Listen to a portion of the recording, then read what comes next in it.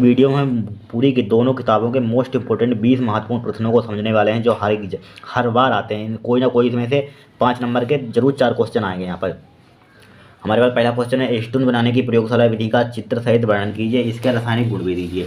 क्या एस्टोन बनाने की प्रयोगशाला विधि का चित्र सहित वर्णन कीजिए, इसके रासायनिक गुण भी दीजिए। यानी कि एस्टोन बनाने की प्रयोगशाला विधि का रासायनिक समीकरण याद रखना है और जितनी यहाँ पर क्या होते हैं रासायनिक गुण होती हैं, रासायनिक अभिक्रिया होती है, उनको याद करना है। फिर हमारे पास क्वेश्चन है, उस रासायनिक समीकरण का उल्लेख कीजिए जिससे ज्ञात होता कि ग्लूकोज में 5 हाइड्रोक्सिल समूह उपस्थित हैं। यह आ सकता है, सिद्ध कीजिए कि ग्लूकोज में 5 हाइड्रोक्सिल समूह उपस्थित हैं। क्या है? ग्लूकोज में 5 हाइड्रोक्सिल समूह उपस्थित हैं।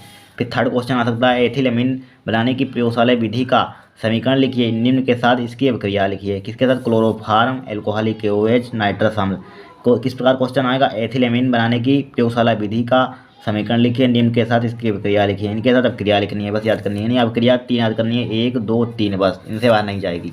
फिर हमारे पास है SN1 व SN2 की क्रियाविधि का वर्णन कीजिए। जो SN1 SN2 है चैप्टर नंबर 9 हेलो एल्केन हेलोइरिन में SN1 SN2 की क्रियाविधि का वर्णन करना है।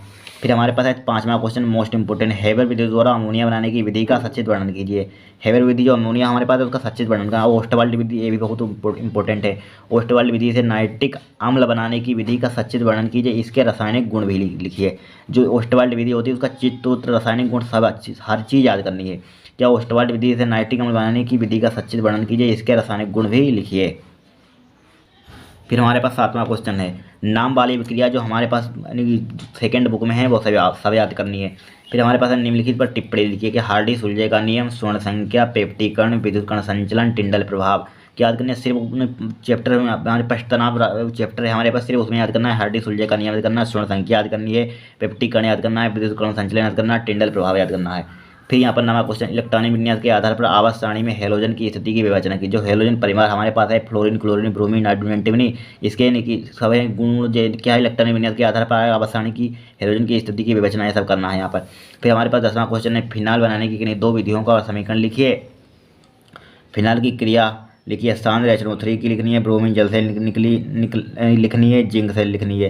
कितना? फिनाल बनाने की 2 विधि, 2 समीकरण याद रखनी है बस।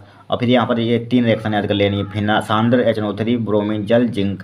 फिर हमारे पास डाई एथिल ईथर बनाने की प्रयोगशाला विधि का सचित्र वर्णन कीजिए। जो डाई एथिल ईथर हमारे पास है उसका सचित्र वर्णन करना, चित्र हर चीज़ याद करना है। फिर हमारे पास क्वेश्चन है, क्लोरोबेंजीन बनाने की विधियों का वर्णन कीजिए, इसके रासायनिक गुण। क्लोरोबेंजीन बनाने की विधि का जो विधि है, बनाने की विधि होती है उसको याद करना है और यह क्या याद करना है? इसके रासायनिक गुण भी याद करने हैं। क्या? रासायनिक गुण भी याद करने हैं। फिर हमारे पास 13वां क्वेश्चन है, प्रोटीन की द्वितीयक संरचना से आप क्या समझते हैं? प्रोटीन की संरचना को स्थायित्व करने वाले कारकों को लिखिए। जो प्रोटीन की द्वितीयक संरचना से जो संरचनाएं होती हैं उनकी संरचना को स्थायित्व करने वाले कारकों भी लिखना है। फिर हमारे पास 14वां क्वेश्चन याद करना, लेंथेनाइड संकुचन। क्या? लेंथेनाइड संकुचन मोस्ट इंपोर्टेंट है। क्या? लेंथेनाइड संकुचन, लेंथेनाइड संकुचन याद करना है। फिर हमारे पास 15वां क्वेश्चन क्या है? ये वाला 15वां क्वेश्चन, अभिक्रिया की कोट से आप क्या समझते हैं? जो कोटि होती है प्रथम कोटि की अभिक्रिया के बेग स्थिरांक का व्यंजक प्राप्त कीजिए। जो बेग स्थिरांक का व्यंजक निकाला जाता है प्रथम कोटि की अभिक्रिया का, वो याद रखना है। और प्रथम कोटि की अभिक्रिया क्या होती है वो याद करनी है। फिर हमारे पास क्या याद करना है? राउल्ट का नियम, कोल्लाउस का नियम याद करना है। कि क्या? राउल्ट का नियम, कोल्लाउस का नियम।